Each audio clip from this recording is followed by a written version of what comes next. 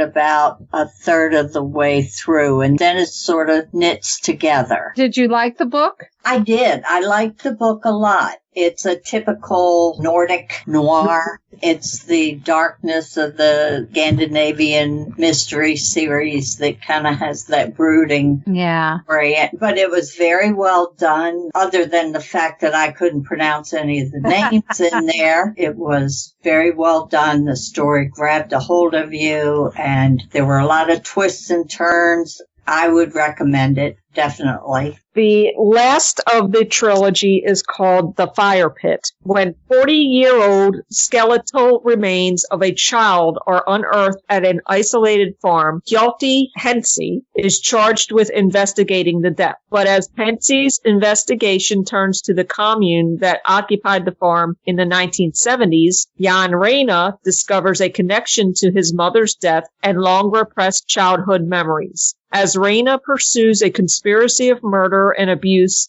spanning 4 decades, Hensi realizes that Reyna may be about to go down a path from which there can be no return. And I agree with both Anne and Tracy. These books were excellent. And especially Tracy, and having said that it was a 400-page book, this one was like 460 pages. I think this was 420, something like that. Yeah. Oh, it was quite a tome, but it didn't feel like it as I was reading. That's a good way to put it. That's very true. It just kept your interest from one chapter to the next. And I do agree with Ian as well that it was a little difficult to catch on to the characters. And in this one, they flip-flopped from the Faroes, and Jan Reyna had gone back to England, and they did talk about his suspension and what happened there a little bit, but that was kind of a sideline to the story. So he goes back to the Faroes to continue his investigation of his mother's suicide, and that is resolved as well. You do find out what happened to her. Okay, because at the end of this book, he was called back to England for a hearing on his suspension. Right. And just as he was ready to leave, they uncovered the body of someone at the commune. I think that must be the ending of that. Must have... It picked up right there when I started. Yours picked up right after. One thing I would like to say is that before I read this book, not that I did not know that the Faroes Islands existed, because I didn't know anything about them. And just their remoteness sounds very intriguing to me. Well, it reminded me of Iceland. It sounds cold. Yes. Very rocky and cold. My husband and I went on an island up in Maine called Vinyl Haven that was very remote. Like they did a lot of lobstering, and it reminded me of that. I think in Maine they got more trees than they would have over. That is true, probably. No, it just didn't sound like they were trees because everything was low brush.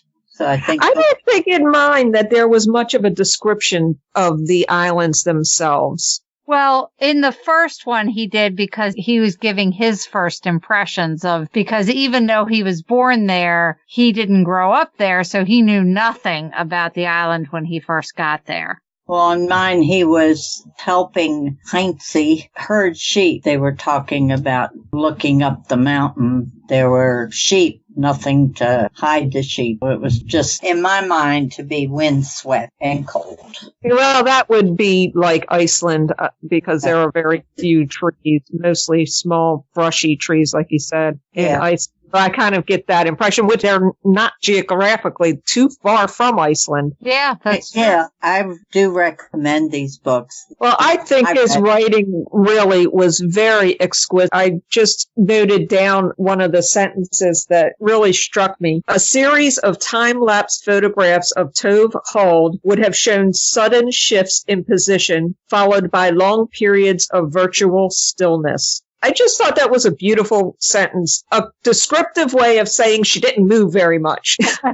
Now, it's funny because she was in my book, too, but very, very briefly. So, yes, they introduced her in the first book. But you're right, Kathy. I think that it's a great testament to a writer when you read something and it really stops and gives you pause that, that is an interesting way of saying that. And that happened to me quite a bit reading descriptions of the island, descriptions of the people. He had a great sense of describing people. I had a definite picture in my head of what Hensey looked like, what Reyna looked. You can tell he loves this place because the way he writes about it, if he didn't like it, you would have known it, I'm sure. Even the description of the grind, the people gathering around in their boats and this is horrible. But he describes it in a way that it doesn't judge. I mean, these people, this is what they've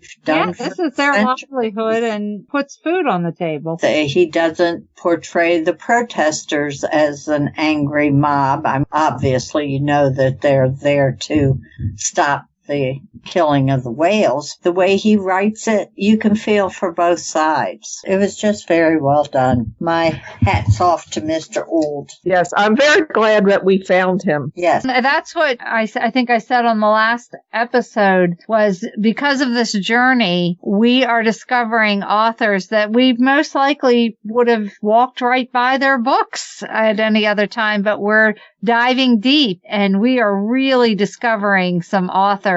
And I hope our listeners are going and finding their books because they're well worth it. Yes, definitely. Well, I think that pretty much does it for Chris Ould's book. If you'd like to know more about Chris Ould, you can look him up on Goodreads, his books and a bio about the authors on there, and can find his books on Amazon or at your local library. Yes. And we thank him for taking time to answer the questions. We hope we did him justice. And the names especially. He says he's not linguist. And we are not even near the Faroes Islands that we would know how to pronounce half these names. And I'm sure we butchered them and we apologize, but no disrespect. For Americans who know nothing. And don't travel that often. That brings us to the end of our episode, and we look forward to next time when we will discuss the work of Mark Pryor, Pryor. He is the author of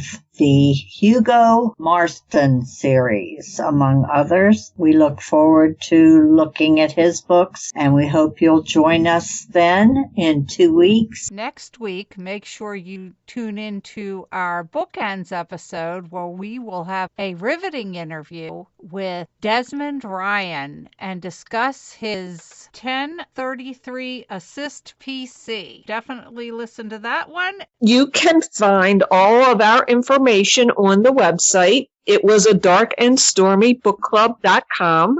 We have links where you can listen to all of our episodes, and we encourage you to do so. You can email us, and you can find our social media there as well. And the show notes for all of our episodes is there, too, to give you more information about these authors. It's a one-stop shop. Yeah. It certainly is. And sign up for our newsletter. Definitely. It's coming out once a month. You'll be the first to know about our schedule for each month.